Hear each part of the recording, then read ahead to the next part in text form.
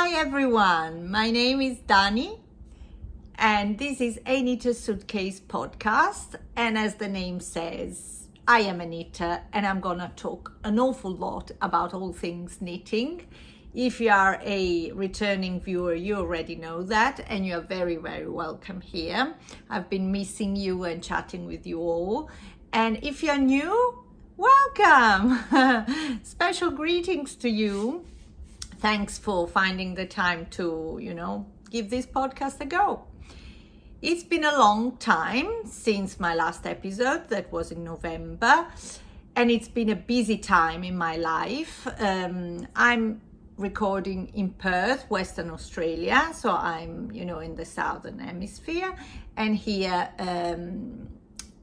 it's the heat of summer. We have been on holiday, let's say. I say we, but actually my kids, who are 12 and 14, nearly 15, were on school holidays for mid-December and the whole of January, and that has kept me quite occupied. And also I have had some extra work to do, more about that later.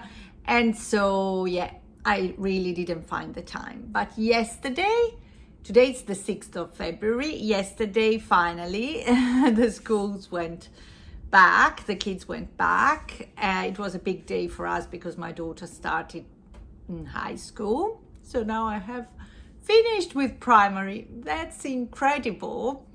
Can't believe it. Anyway, I'm really, really happy to be back to, sort of a more structured routine in my life. I'm a person who just needs the peace and quiet of, having some time for myself, and just, knowing that everybody's got their plans for the day, and I can also find some extra time for my crafts. Who doesn't like that? Anyway, yes, we go about this podcast as usual. I'll talk to you about finished objects, and then what I've got on the needles, and then what I've got in my mind, and some acquisitions and new things that came to me recently. If you want to find me on social medias, I am A Knitter's Suitcase on Instagram, which is where I'm the most active. And I've got an email address for this podcast, which is aknittersuitcase@gmail.com. I'm not very active on Facebook, and if I do that is with my name, not with the podcast name. And I have a little Etsy shop where I sell handmade knitting project bags, or crochet project bags, as you want. And I'll just show a few of them later to you. I think that's everything. There will be timestamps in the video, so you can definitely go and skip to whatever section you prefer. And let's start. Well, I should rather tell you first of all what I'm wearing, and I'm not wearing any hand knits today, but just a t-shirt that's very special to me. You may have seen this one on social medias a lot, because this was created and released by Rebecca Clow, who is the Crea Bear on YouTube and on the other platforms, on Instagram, etc., and on Ravelry. She's a designer in the UK. If you don't know her, go and meet her. She's just the loveliest person. And she released these super fun t-shirts. You can see mine. Yarn Club, meet me at the local yarn shop. And of course, I couldn't miss one of these, particularly as I do work in a yarn shop, my happy place. And so I thought this would be just, absolutely a must for me. Finished objects. I haven't been particularly prolific in this period of time for the reasons I said, being very busy. But earlier in December, after our last episode, I did finish and complete some little smaller, let's say, project. One of them, and that's really sad because I haven't got a single one of them to show you, are four or five pairs of penny gloves. Now I will add photographs as we speak, because as I said, they were gifts. They literally left the country, all of them, because they were gifts for people traveling to Europe or living in Europe. And they are one of my favorite patterns in terms of gift knitting. They are easier than a sock. They are definitely very, very easy, very relaxing, very Moorish to knit. They're a pattern by Petite Knits. And it's just fingerless mitts. They have got this very long cuff that is really cute, especially if you wear a jacket with wide cuffs or a coat, and they keep your wrists and arms really nice and toasty. Though the various editions I made were all a little bit different in terms of lengths of the cuff, because I also think that sometimes excessively long cuffs can be a bit tricky to wear if you've got maybe a jacket or something with a more fitted cuff. And also, as I was knitting quite a few of them, I was sort of getting a bit bored. So I wanted to, introduce some twists in the original pattern. It is a kind of project that I think is very, very good for stash busting and for using your leftovers, because it requires, I believe, around 50 grams of yarn. I did knit all of mine in 2 strands of yarn, so a fingering weight yarn and a strand of silk mohair. So of course this combination of yarn make them really soft and cozy and toasty. And I find that using mohair, I have said this before, always gives your knits a little bit of a more polished finish, a more luxurious sort of finish. So I find it particularly good for gift knitting. And also because some people are quite, can sort of not feel 100% comfortable with mohair. I believe your hands are the place where you're most likely to tolerate mohair, even if you find it a bit itchy around the neck or in the chest area.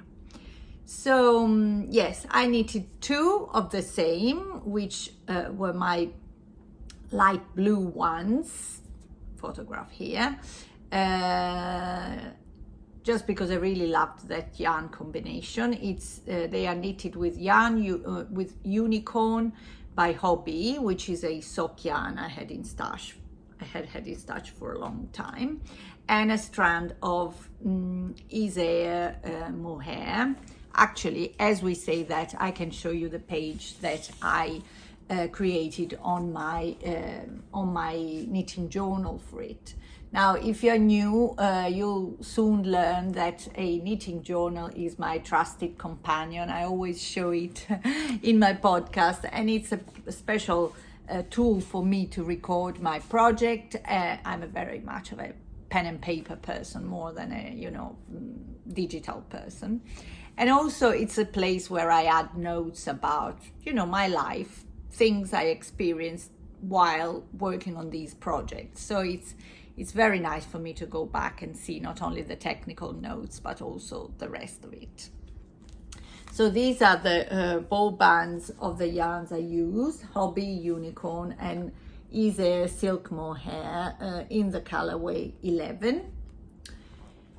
So this is the first page I created, and then I added 2 pages because I was going to knit more. This particular variation of them was never happened, so I've got a bit of a space here. But I did knit another one set of penny gloves in the same color yarn combination, so not much to see there. And then I knitted another 3 pairs, so they are 5 altogether, yes. One pair was color block, so I did 2 colors, light gray and blue, and maybe I haven't got photographs of that to show. One pair was like apricot peach apricot color that was absolutely cute. And I added a little cable on the side. I'll show it in a photograph. And yeah, that was my favorite version of them. Really, really cute. And then I did a purple one. In both these cases, I used some leftover yarn, and I added here some Iser silk mohair in a cute orange color. And here I had the mohair, and I used Tin Pear Gint, I think, or Sunday in a purple color. So I was really happy with them. I find them very quick. I think I made one pair in 2 days one day when I had a little bit more time. And yeah, I do recommend them. I do recommend them as a gift knit and as a last minute knit. And I think they're really cool. Maybe one day I need to make a pair for myself. Another thing I knitted, and again I can only show you the photograph, is a gnome. That's quite unusual of me, because I have tried to knit gnomes in the past. When I say gnome, I always mean one or another of the big collection that Sarah Schira has created in the last couple of few years under the name of Imagined Landscapes. They are all over the internet. Lots of my knitting friends have made different variations of them. The names she gives them are the funniest thing, and they are really cute little projects. Just for some reason they did not speak to me in terms of knitting experience that much. But well, this year I wanted to gift a friend something special, a friend who lives here, a guy who lives here, so he doesn't need very much warm garments or accessories at the minute. So I thought, but he's a person who really appreciates creativity and handcrafts. So I wanted to make him something. And I think in the end it came out as a very special gift, because this person is passionate about windsurfing and surfing. So I wanted my gnome to look like a surfing gnome. Well, in terms of the yarn, the knitted part, the knitted character, all I could think of was actually giving him a black dress, black sort of body that was meant to look like a wetsuit. And then I had this sort of brilliant idea, if I say so myself, of adding to this little character its most important accessory, which is a surfboard. The problem is I didn't know where to find a surfboard for the right length and height and proportionate. So, well, I just had this brilliant idea of asking my son. My 15 years old son, nearly 15, he's a treasure, not because he's my son. He's a very cool guy. He's very academic, but he also loves to use his hands a lot. Loved to cook in the past when he was younger. Now he's very much into woodwork and metalwork. Things he's learned at school, but he's very good at them, and he loves to just play with those materials in the garage when he feels like it. And so I asked him to make a wooden surfboard to go with the gnome, and I think he did the most amazing job with it. We decided not to paint the surfboard because it was nice wood, but he put some wax on it to give it a nice finish. So it really looked like, the perfect accessories for my surfing gnome. And I think it was a great fun to, involve my son in this little project with me. So that was very good. And that brings us basically to Christmas time, when well, I cast on a new project on Christmas Day. That is what I'm working now the most, but I can't show you because it's a secret. After that, I just, started planning a very special thing for me. Well, I have mentioned before that I work at a yarn shop. That's the shop called Calico and Ivy here in Perth. I'm sure if you are in Perth, or even if you are in Australia in general, you'll know it because it's one, of the big names. It's such a special place for me. I realize I'm using this word special a lot today, but I'm here to talk about my passion, and all these little aspects of it are extraordinarily, happy for me. So at Calico and Ivy, I work sort of as a retail assistant, of course, but at the end of last year, I had like a chat with Kelly, who's the owner, and she sort of offered me to set up a knitting class and to be the teacher for it. That I was a bit unsure in the beginning, but then I said, okay, let's have a go. It was meant to be a beginner's class for people who have never tried brioche, because listening to people, I realized that a lot of people are really scared of knitting brioche, while I find it such a relaxing, such a gorgeous sort of stitch to make. And of course, the finished product is absolutely fantastic as well. So I just said, okay, I'll do it. I'll do it. I have been trying to, put together a little program in my mind. I've made notes, but most of all, I needed to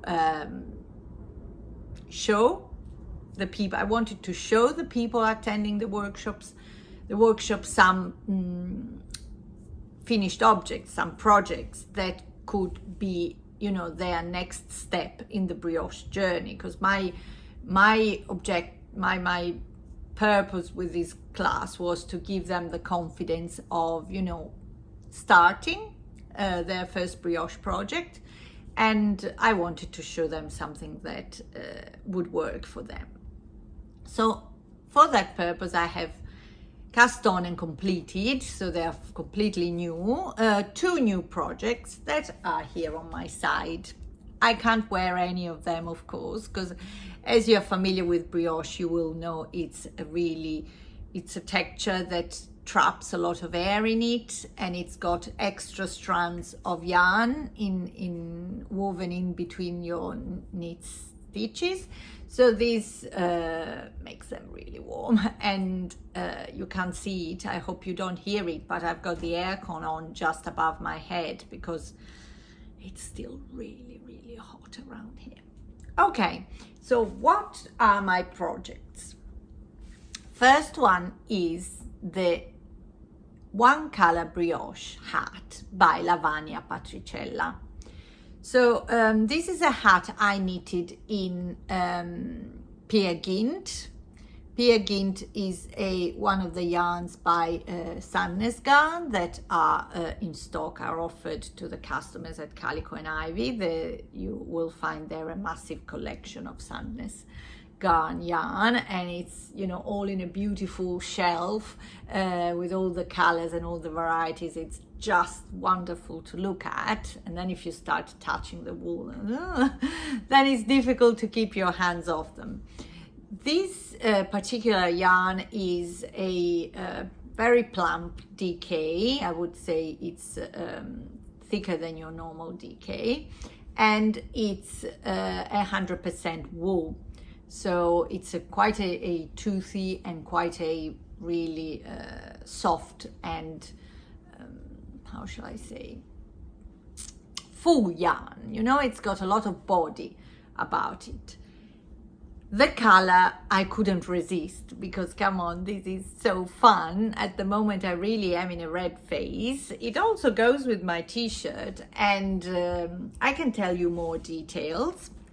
I'm just going on to my new journal, because the one I showed you earlier was still my journal for 2024. This is my new one, a new brand I've tried this year, which is Any Day Now. Keep an eye on these colors. Look, lots of red going around here. And I really love the funky sort of, you know, details of this journal. It's a bit bigger than than this size I had last year. I would say this is a proper A5 size, and also yes, it's an A5 notebook, and it's 5mm dot grid. That is, you know, like a bullet journal. I don't know if you can see the dots. The only little, if I can say, problem this journal has got is that the paper of the pages is not very thick, and if you use markers and felt tip pens as I do, it tends to show on the other side. Not a massive issue, because I do stick things in my journal all the time, so I can still hide, you know, when things come through, I can still hide them, or sometimes I just don't mind them. And this is the page for my project that I've got here. There we go. So the yarn is 100% Norwegian wool, as we said. It's the color is 4008, and it's a sort of tomato red. It has got like a yellowy undertone rather than a blue undertone, but it's such a cute color. And the total amount of yarn I use for this one is 108 grams. Very squishy, very warm. It is a slouchy fit. I'll just wear it a minute to show you. Oops, there we go. It is rather a slouchy fit, but it's gonna be so warm when I get to finally wear it, you know, in the appropriate climate. And it has got these very special crown decreases that create this incredible texture at the top of the hat. Look at that. I find it absolutely amazing and very satisfying to look at. What's happened to my hair? A mess now. Really, really good. It starts with a normal cast on, then you need a, you know, good length of 1x1 ribbing, and then I really like how the ribbing transitions into the brioche, actually being brioche itself, a purl one knit one sort of stitch. It, you know, they are always very well going together, really well like that. And then how you create the crown at the top is just by using the one kind of decrease stitch, your left leaning decrease stitch. So literally it is not complicated. After having knitted it, it probably isn't the best beginner's project actually, because these decreases at the top make it a little bit tricky to handle the project when you start having fewer and fewer stitches. So you need to use your magic loop technique, and yeah, I would say this is sort of a second step project for brioche knitters and beginners brioche knitters. The pattern is not available on Ravelry at the moment because it's part of a book that Lavanya Patricella released not long ago. Here we go. This is the book, Brioche Knitting Workshop, and it has an introductory part where you learn all the basics of brioche knitting, and then it's got a very nice collection of projects in the following pages. Cowls, hats, scarves, and there's even a poncho, sort of poncho-like top or jumper in it. This will be available at Calico and Ivy as soon as it gets delivered. We are a bit late with the deliveries. And this one also, this is another book that I sort of went through to offer some support to the people attending the workshop. And this is another very, very good book. It is bigger on the technical aspects of it, but I do recommend this one as well if you want to have sort of to begin having a look at this stitch and have some sort of support materials that you can work on. The class actually was such a fun experience. I really enjoyed it. I had 9 ladies attending, and I know that one of them watches this podcast as well. So hi Lynn, it was so good to meet you and the other ladies. It was intense for me, especially being the first time, but I thoroughly enjoyed it. And now I look forward to edition number 2, because I've got another one coming up in February with the same theme, beginners workshop. And there will be one more probably on April or later, because we've got a waiting list already for that. Yeah, people seem to really be interested in this kind of course. So if you are local, or if you're also traveling to Perth at any stage, keep an eye on my, I will of course mention it on my Instagram or on the Calico and Ivy website, and you can sign up for that later on. Let's not get distracted. After this one, I decided to try another brioche project that could actually, tick better the box of a beginner's project. And thanks to my friend Gayann of the Fiber Mates podcast, I landed on this gorgeous cowl. Let me wear it for you. There we go. This is a bandana style cowl.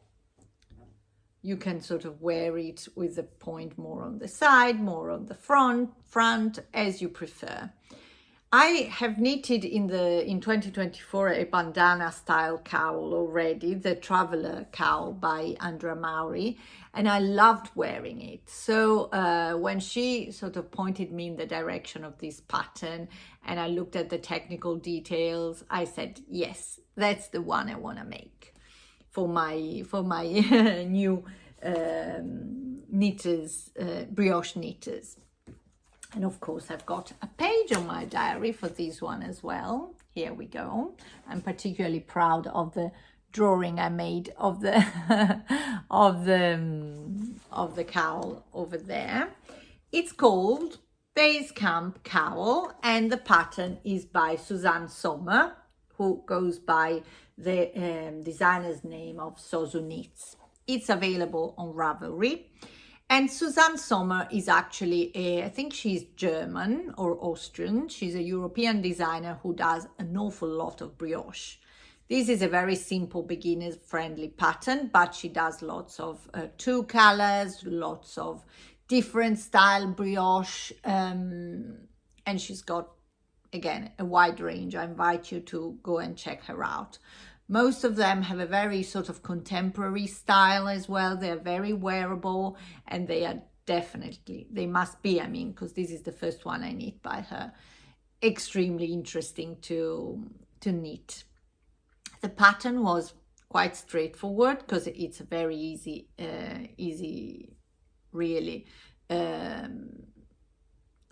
sort of structure design, and this is really beginner friendly. It's excellent as a first project. It is knitted flat. I'll take it out so I can show you the details. It is knitted flat and then seamed at the back. There we go. I may have done a neater job here, but it's quite all right. And I love knitting it also because I chose the most beautiful yarn. Look at that. Look at all those neony and colorful, happy speckles. So maybe you already saw that on my diary. The yarns I used are hedgehog fiber. This label is, you know, impossible to to mistake. Hedgehog fiber. It is an Irish yarn dye, and it's in the colorway anime. 100 grams, 400 meters, 90% merino wool and 10% nylon. And of course I got that at Calico and Ivy, together with the other strand of yarn I used, because it's 2 strands, which is Fiber Spades Cumulus. It is an alpaca blend silk, so 74% alpaca and 26% silk, in the colorway Earl Grey. There we go.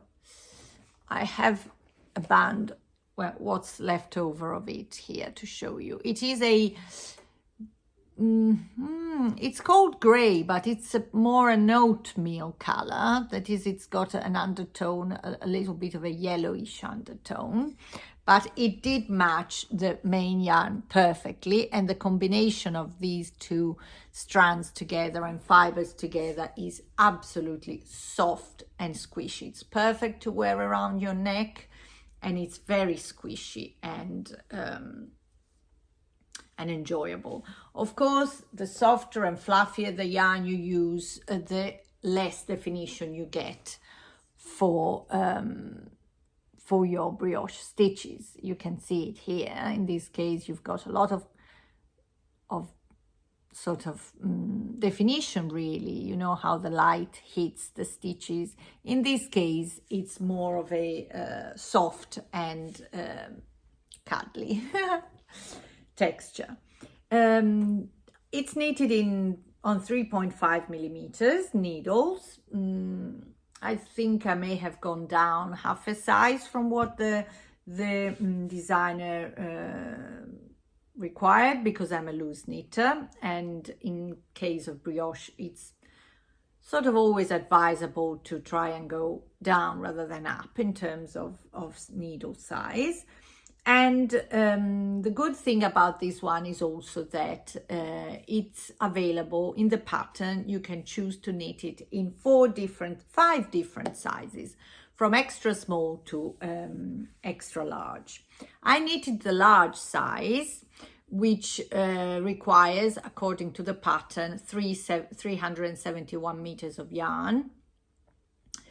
But that was a bit of a gamble, because considering my tension and everything, I ended up losing at yarn chicken.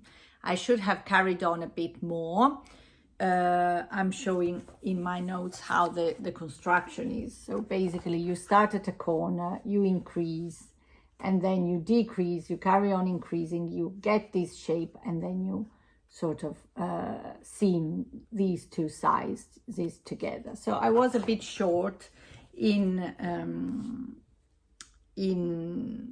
with my yarn, but I don't think, you know, you can tell too much that I should have gone on for longer, and the overall effect when you wear it is okay, you know, because you drape it around your neck, and I think it's absolutely okay. You can wear the point on one side, but this is me telling you, do it with whatever yarn you've got. Look at the requirements, and you can do it as a small bandana, literally around your neck, extra small for a child, or bigger.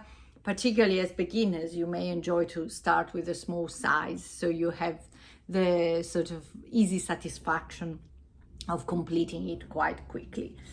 This one, it really was a beginner-friendly pattern, and I loved doing it, and I loved being able to offer the people in the class some options for, you know, their next brioche adventure. I realize I'm really shiny. Sorry, the makeup artist is late to work.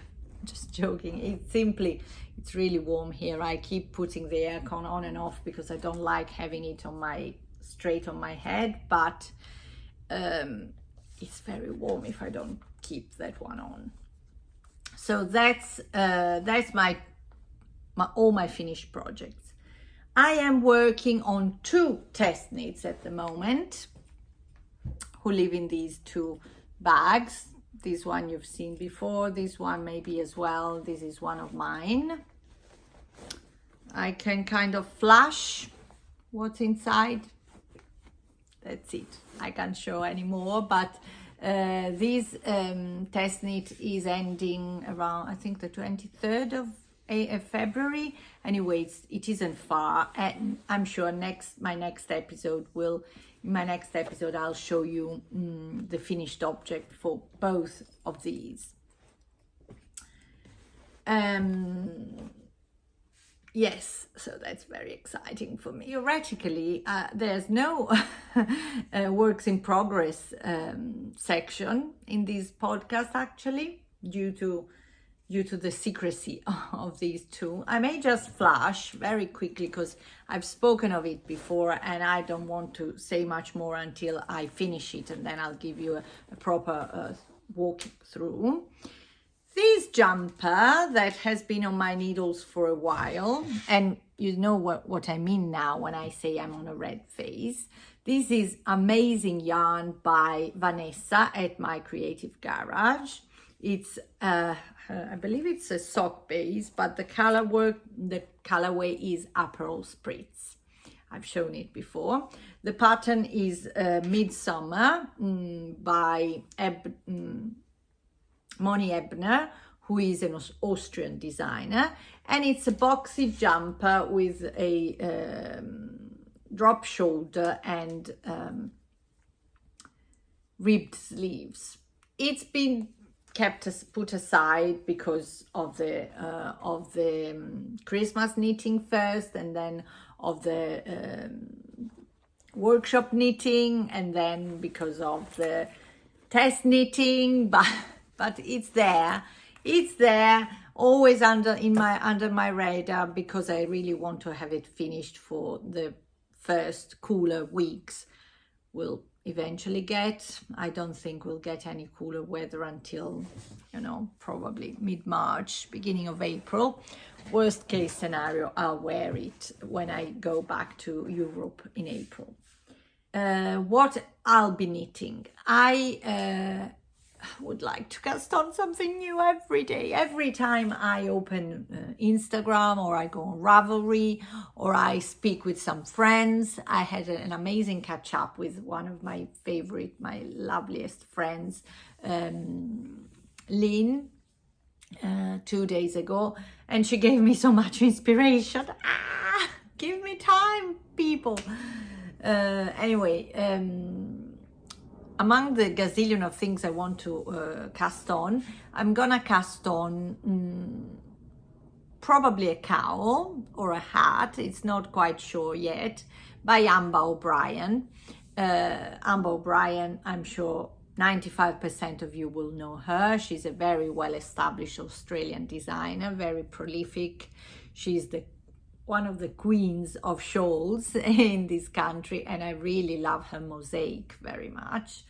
But I've never knitted anything by her, and I'm determined now to cast on a small project, because as I mentioned before, I'll go to Europe in April, and I want to take gifts, so some small projects, and also because I definitely want to join for this month the Love Local Knit Along. That's the hashtag. Actually, there are two down here. And again, this is an initiative by my loveliest friend Gayann at Fibermates, together with, I believe, Karina of Loui and Lola, and there's something else in the event, but now I'm struggling to remember, sorry. It's a year-long knit along, and every month there'll be a different theme. The first month was a t-shirt, and I missed it. As I said, I was just too busy. The second month was will be any patterns by Amba O'Brien. So that's something I really want to cast on very soon.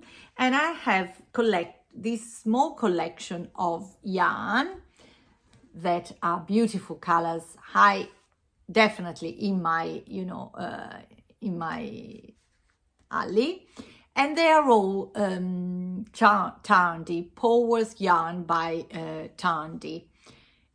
So I think it would be really nice to work them together, maybe doing a little cowl with some mosaic, or even sort of stripes. She's got some really interesting patterns, Amber.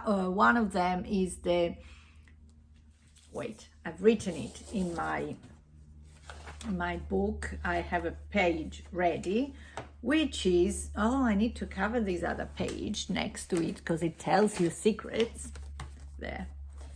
So it's the Scraptastic Cowl. I'll put a photograph over here, and I really like that sort of stitch pattern. I think it would be cute. The only thing is it's a different yarn weight, so I will probably swatch and see if I manage to do it with this yarn weight.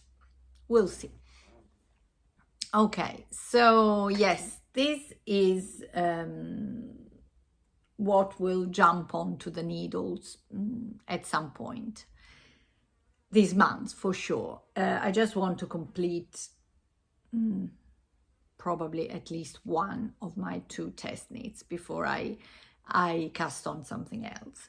And I also have to show, though I've already shown you some acquisitions while we were sort of talking, I do have some more things in my that came in my life in the last 2 months that make me excessively happy, and that are there at the top of my list of things I want to knit and I want to create. Probably the first thing I want to show you is this beautiful, beautiful skein of yarn.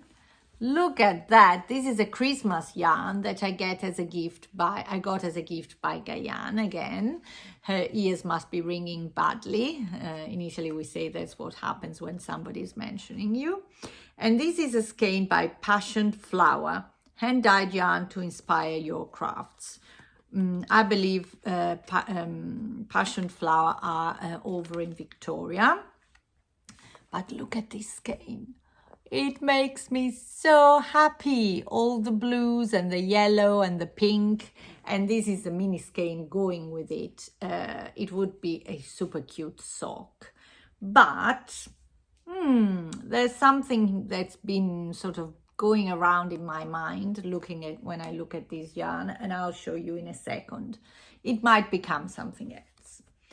These 2 came with also a little pin and 2 stitch markers that are now hidden in one of my Notion pouches. So thanks so much, Gayann, for this beautiful gift. And you all please check Passion Flower if you don't know them. The other things I want to show you all come from friends, because really I am the most lucky lady. I'm the luckiest knitter. I've got some amazing, amazing friends.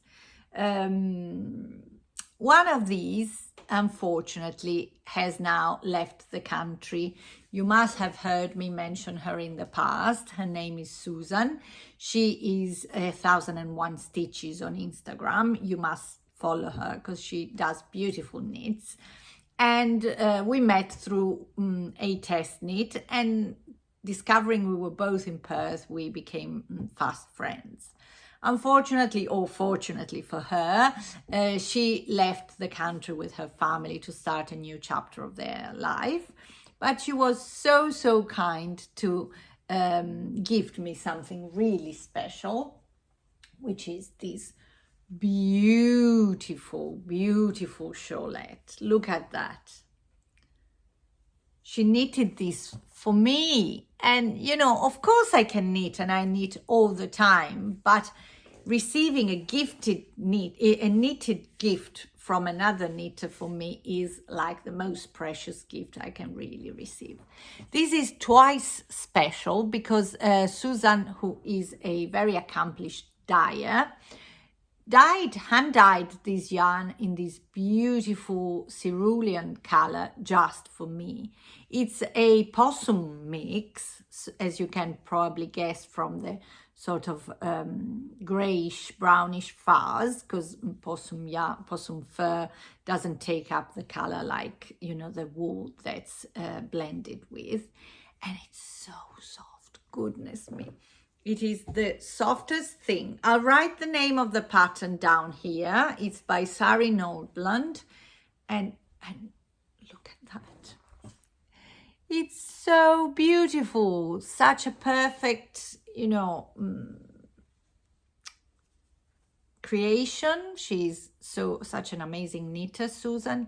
And I love it so much for all these reasons. So I'm extra grateful, and I will always treasure it and feel like she's hugging me when I wear it.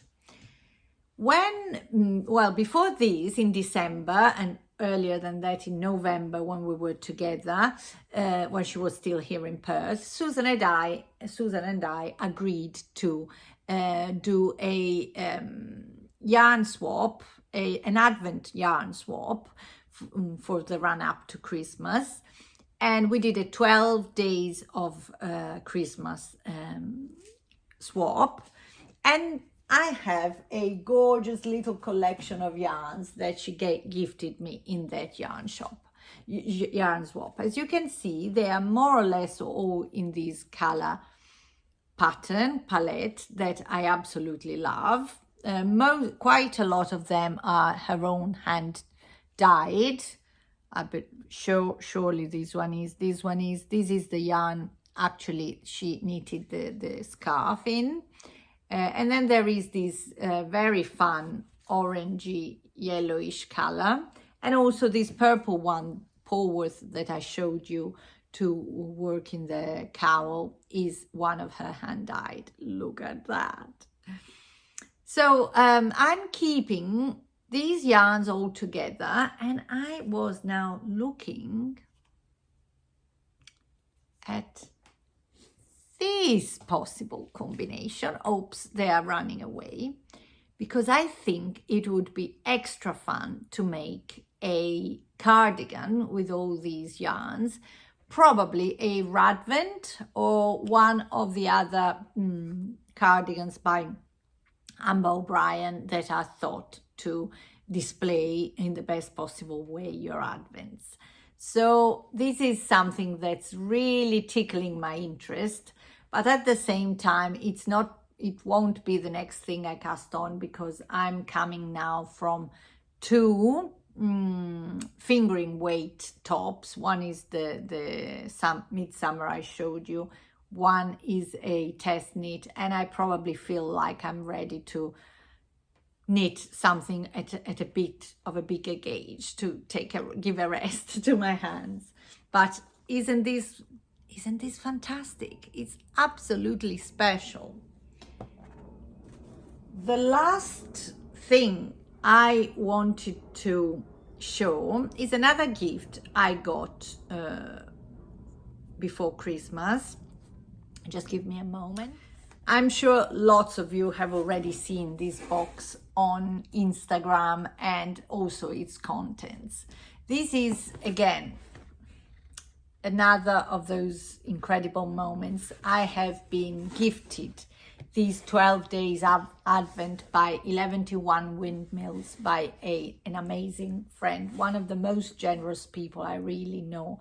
Her name is Annie, and I will be grateful to her, forever. It was such an unexpected gift and such a generous one. Now, this version of the Advent, I believe Lisa at 11:1 Windmills had various versions. This one was a 12 days Advent,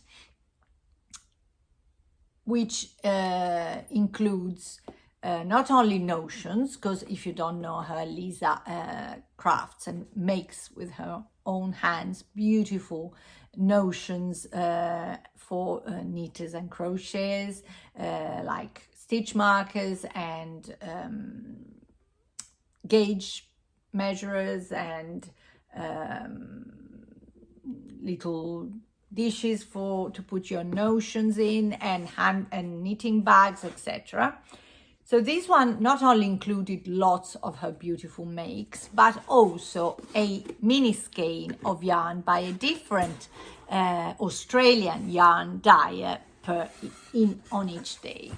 So one of the mini skeins has already been in use, but these are some of the nearly all of the beautiful mini skeins and yarns that I got in this box. And sorry, they're alive, they're running away. It was such a joy to be able to have a collection of different dyes, some of whom I've never experienced before, like skip rope, for example. This one, this is Obsession yarns. Look at the greens. This one is NNK in the color Mystical Megaliths. Look at the beauty of these colors. This one is Natural Fiber Arts. Look at the tones. And there were a few more. And I think the last one before Christmas was Loui and Lola yarns. This Cauldron's Curse, which is a beautiful brown with some very tiny specks of orange here and there.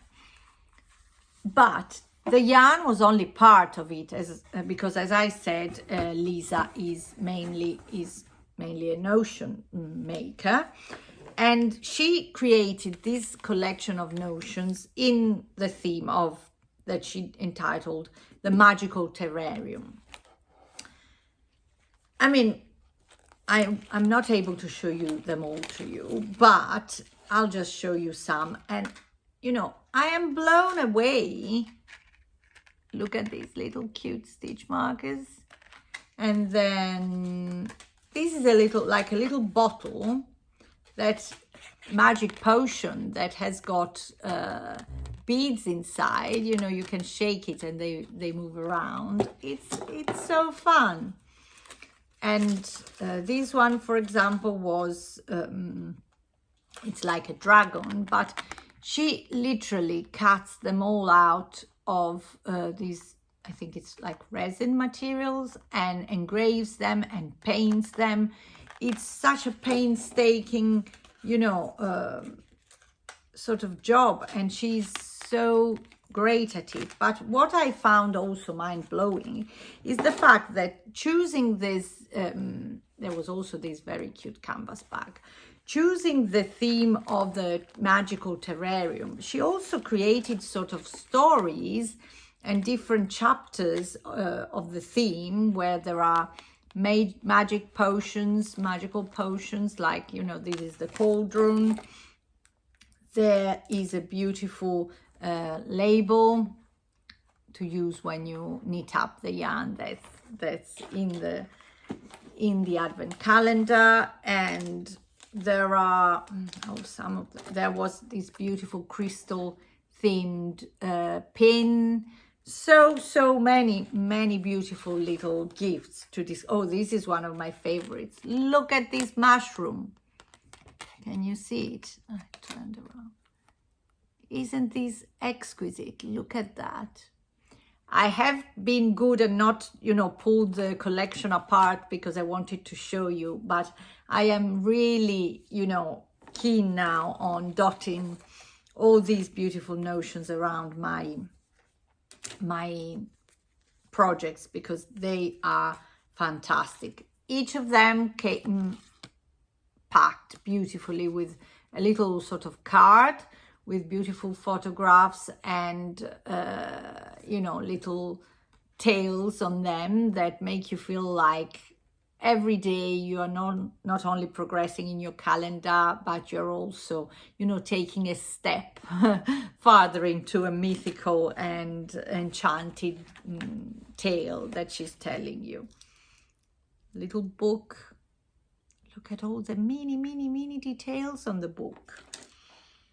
Truly, this is a work of art, and it's such a, this box, it contains so many special and precious creations by many ladies. It's a collection of the work of many ladies, and I am totally in awe of all these makers. So yes, thanks so much. I will just close our chat today with two little things I wanted to mention. One is that one of the great joys of the last few days has been me booking my trip to Bendigo again this year. If you're not in Australia, Bendigo or the Australian Sheep and Wool Show is the biggest market and, sheep and wool themed event in the country. It happens in Bendigo over in Victoria, and it happens in July for 3 days, Friday, Saturday and Sunday. This year is, I think, 18th to the 21st to the 20th of July, something like that. I have been for the past 2 years, and that was the true highlight of my knitting year, because I've spent some time with dear friends, other ladies I'm sure you know, and I will go again this year. I will again share my accommodation with some of them. I'll tell you more as the months come, because it's still quite far away. But the big surprise that is happening this year with regard to Bendigo is that 4 of these ladies and friends of mine have decided to start a very exciting initiative, being inspired by the big American event that you all must have heard of, which is Rhinebeck. Rhinebeck is one of the most important American events in the knitting world. And what happens is that some designers, I can think of Andrea Maury at the moment, but I believe there are others, they create a special new design for each edition. And then all the knitters meet up and take photographs of, together of wearing their own version of the same pattern. It's super fun to watch. And these amazing and talented ladies have created a similar thing, a similar initiative that's called the Bendigo Project. They have a specific Instagram page for it. Again, hashtag the Bendigo Project, and they are releasing new details about this project every day in the next few weeks. The ladies taking part in it and promoting it are Susanne Kartinen of the Sanna & Co knitting design sort of brand, one of my favorite designers of all times. Another one is my friend Kath Martin of the Mindful Melbourne Maker podcast. Go and see her if you don't know her. Another dear friend of mine, Vera Marcu, and she's on Instagram as Vera Loves Knitting, but if you're a regular here, you've heard of them all already in the past. And the fourth is the lovely Tess, who is the dyer behind Fluff and Nonsense. I had her 12 days Advent last Christmas, not this one just passed, and she does really delightful colorways, and she has recently turned into quite a successful designer, publishing some of her projects on Line magazine. I believe she had a pair of socks on the latest issue of Line magazine. So if you're like me, I bet you can't wait to see what they'll come up with in the Bendigo collection, but you can start following the project page and you'll be kept in the loop very soon. I may have to tell you something more about that in my next podcast when I'll show you my test knits. Yeah, that's something that's really exciting.